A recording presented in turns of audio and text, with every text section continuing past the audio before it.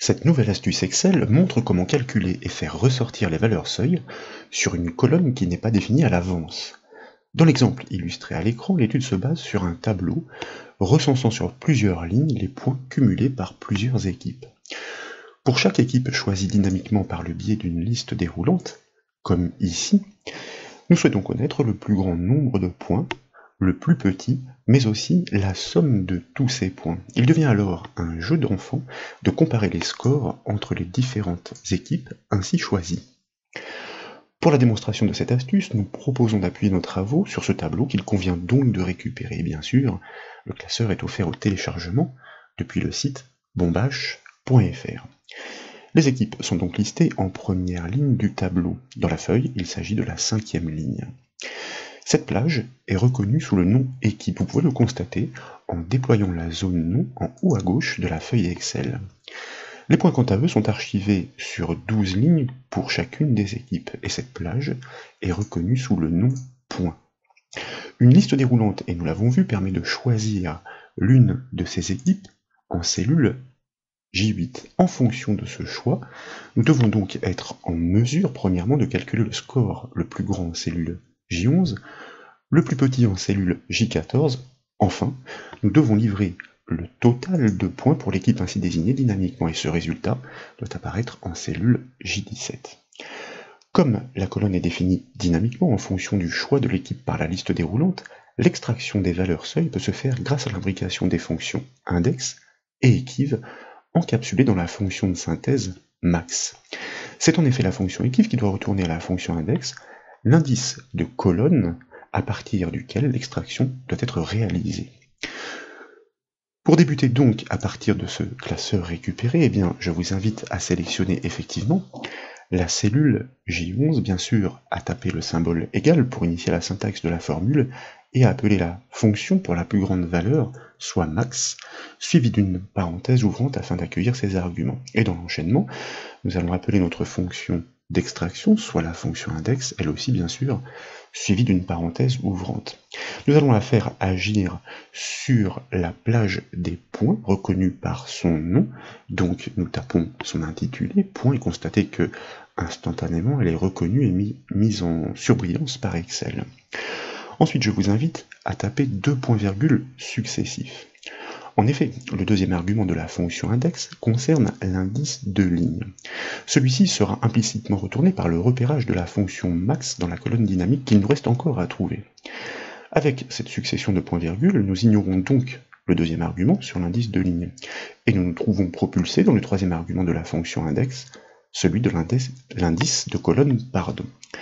Je vous propose désormais donc, pour trouver cette colonne, d'appeler notre fonction de recherche de position, soit équive, suivie d'une parenthèse ouvrante. Et nous allons désigner l'équipe à chercher, celle qui est choisie dynamiquement en cellule J8, que nous cliquons donc. Ensuite, nous pouvons taper un point-virgule pour passer dans l'argument de la rangée de recherche. Et fort naturellement, nous allons désigner la plage des équipes par son nom. Comme vous le savez donc, elle est reconnue sous l'intitulé équipe.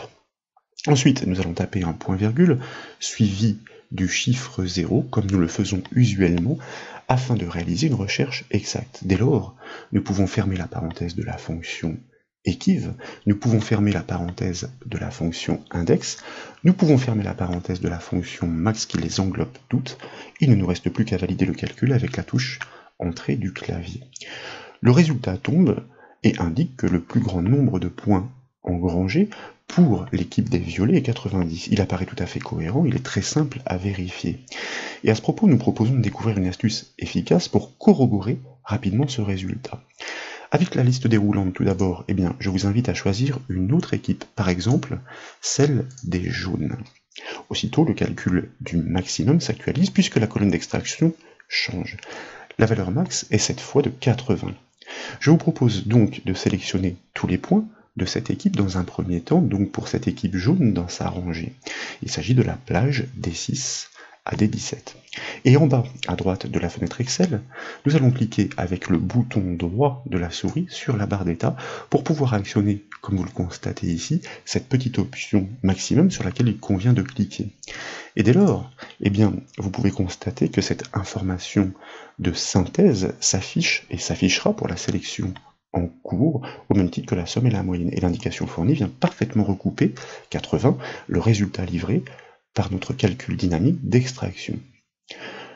Vous l'avez compris, la méthode est identique, fort naturellement, pour extraire le plus petit score d'une colonne variable. Dans la syntaxe précédemment construite, il suffit simplement de remplacer la fonction max par la fonction min. C'est pourquoi, tout d'abord, eh bien, je vous invite à resélectionner la cellule du précédent calcul, à prélever sa syntaxe dans la barre de formule, à la copier par le raccourci clavier CTRL-C, à sortir de la barre de formule avec la touche Entrée du clavier, à sélectionner la cellule pour le calcul du plus petit score, à cliquer dans sa barre de formule, à coller par CTRL-V cette précédente syntaxe prélevée, et là, nous allons, comme nous le disions, remplacer la fonction max par la fonction min, et il ne nous reste plus qu'à valider par la touche Entrée du clavier.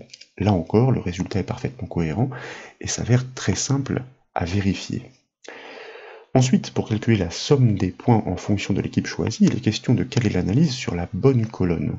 Comme précédemment, on doit trouver sa position avec la fonction équive. Et cette fois, on doit s'y déplacer à l'aide de la fonction décalée.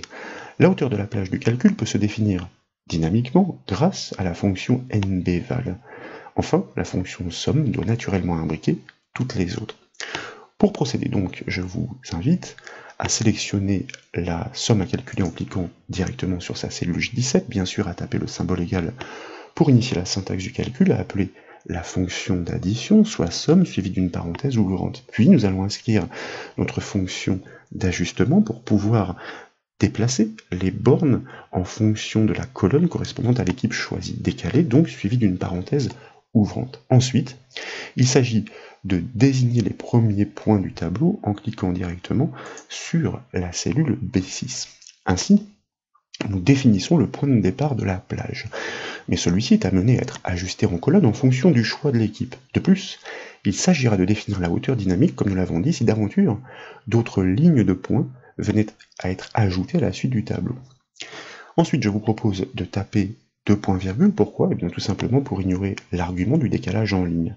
Nous sommes en effet déjà placés sur la bonne ligne, avec cette cellule de départ en B6. C'est le décalage en colonne qui nous intéresse, et précisément, nous sommes désormais placés dans l'argument qui le concerne.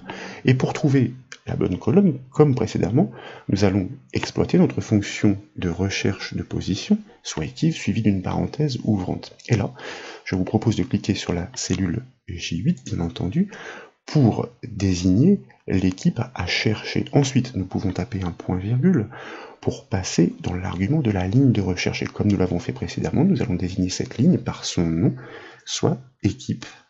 Puis, nous tapons un point-virgule suivi du chiffre 0 pour réaliser une recherche exacte. Et dès lors, nous pouvons fermer la parenthèse de la fonction équive. Et nous allons ensuite retrancher une unité à ce résultat, soit -1. En effet, la cellule de départ B6 est déjà incluse dans le décompte. Pour ne pas fausser le décalage en colonne, nous la sortons du dénombrement. À ce stade, nous sommes censés avoir déplacé les bornes du calcul, soit de la somme, sur la première cellule de la colonne correspondant à l'équipe choisie, ici donc, en l'occurrence pour les jaunes. Nous devons encore préciser sur quelle hauteur les valeurs doivent être additionnées, et c'est précisément l'argument suivant qui concerne ce réglage. C'est pourquoi je vous propose de taper un point-virgule pour passer dans l'argument de la hauteur dynamique pour la fonction décalée.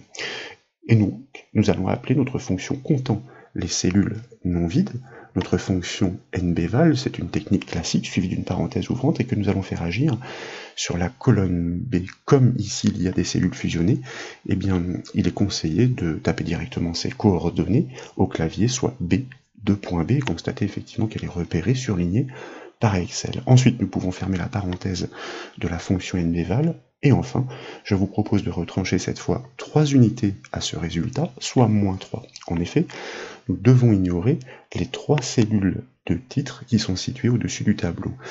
Malgré les apparences, dans cette cellule fusionnée point par équipe, eh bien, c'est bien en B3 que le texte est inscrit. Nous pouvons maintenant fermer la parenthèse de la fonction décalée, puis nous pouvons fermer la parenthèse de la fonction somme. Dès lors, il ne nous reste plus qu'à valider le calcul par la touche entrée du clavier. Le résultat tombe, et une fois encore, il est très simple à corroborer grâce à la barre d'état après avoir sélectionné l'ensemble des cellules concernées. Vous voyez que les deux informations se recoupent. Et comme toujours, si vous changez d'équipe à l'aide de la liste déroulante, ici nous pourrions par exemple opter pour les gris, et bien comme vous le remarquez, tous les calculs s'actualisent aussitôt. Pour les gris, et bien ma foi, nous pouvons les sélectionner. Le maximum est bien de 93, le minimum que nous pourrions aussi afficher ici semble tout à fait cohérent, et la somme est parfaitement recoupée. Et la syntaxe de la formule que nous avons construite reste relativement simple. Enfin, pour une application parfaitement aboutie, nous proposons de faire surgir en couleur les valeurs seuil dans la colonne de l'équipe choisie dynamiquement. Et pour cela, nous devons bâtir deux règles de mise en forme conditionnelle. Elles doivent établir la correspondance entre la valeur seuil extraite et le nom de l'équipe choisie. Tout d'abord, nous devons commencer par sélectionner tous les points du tableau. Il s'agit de la plage de cellules B6, H17. Puis, dans la section style du ruban accueil, nous allons cliquer sur notre bouton mise en forme conditionnelle. En bas de la liste des propositions, nous allons choisir de bâtir une nouvelle règle. Dans la boîte de dialogue qui suit, nous allons sélectionner le type utiliser une formule, car nous allons la construire de toutes pièces avec une syntaxe. Et dès lors, nous devons cliquer dans la zone de saisie du dessous pour l'activer et taper le symbole égal pour initier la syntaxe de cette règle de mise en forme. Comme nous avons deux critères à recouper, nous allons utiliser notre fonction exclusive qui permet de les énumérer. La fonction est suivie d'une parenthèse ouvrante. Puis, je vous propose de désigner les premiers points en cliquant sur la cellule B6 qui apparaît totalement figée. C'est pourquoi, dans l'enchaînement, je vous invite à enfoncer 3 fois de suite la touche F4 du clavier de manière à faire disparaître les dollars.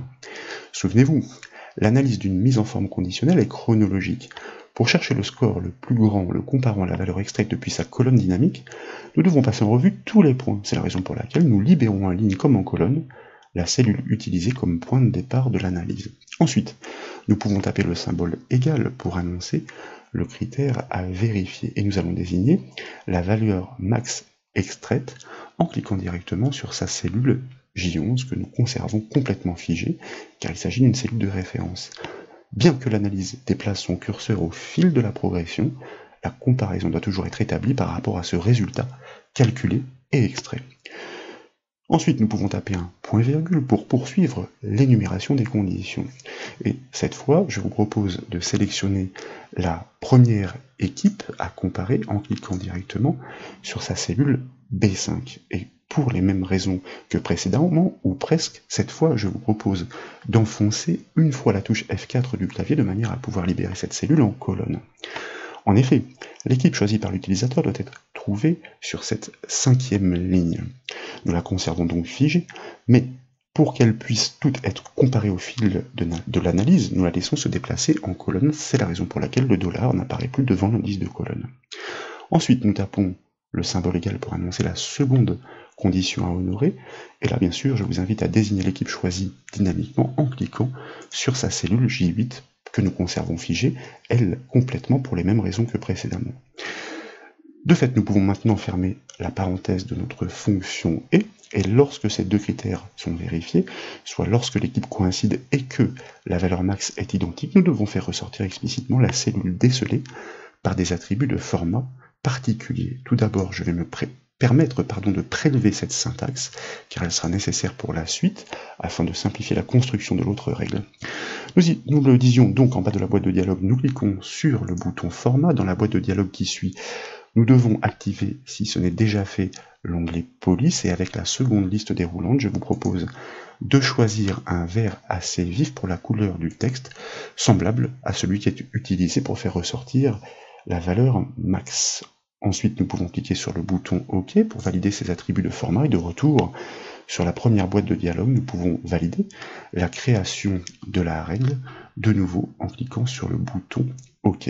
Et aussitôt, le score le plus grand pour la colonne de l'équipe désignée surgit. Et si vous changez d'équipe, fort naturellement, eh bien, nous pourrions choisir ici, pourquoi pas les rouges, parce que nous ne les avions jamais choisis. Vous constatez que cette couleurs de repérage se déplacent parfaitement. Désormais, nous devons bâtir une seconde règle, comme nous le disions, sensiblement identique. Elle doit établir la correspondance sur l'équipe désignée, et dans le même temps, elle doit vérifier que la valeur en cours d'analyse est bien la plus petite extraite par le calcul. C'est la raison pour laquelle, dans un premier temps, nous sélectionnons de nouveau l'ensemble des données, nous cliquons sur notre bouton mise en forme conditionnelle, nous choisissons de bâtir une nouvelle règle à partir d'une formule. Dans la zone de saisie, je vous propose bien sûr de coller cette syntaxe si d'aventure vous l'aviez copiée, et il s'agit cette fois de faire la correspondance pour les points avec le plus petit des scores extrait par notre précédent calcul. Nous cliquons donc sur sa cellule J14. Quant à la correspondance sur les équipes, elle est strictement identique, donc nous ne touchons pas le reste de la syntaxe. Et cette fois, il s'agit d'associer à ce score, cette valeur seuil à repérer, un orange assez vif, semblable encore une fois à celui qui est proposé dans ce petit tableau de bord. Et dès lors, si nous validons une première fois, puis une deuxième fois, eh bien vous constatez en effet que toutes les correspondances sont établies dynamiquement, aussi bien pour les extractions que pour les repérages en couleur. Voilà donc pour cette nouvelle astuce Excel, j'espère qu'elle vous a plu. Si c'est le cas, comme toujours, je compte sur vous pour mettre un petit j'aime à la vidéo, et comme vous le savez, vous pouvez retrouver toutes les astuces et toutes les formations sur le site bombache.fr. Je vous remercie.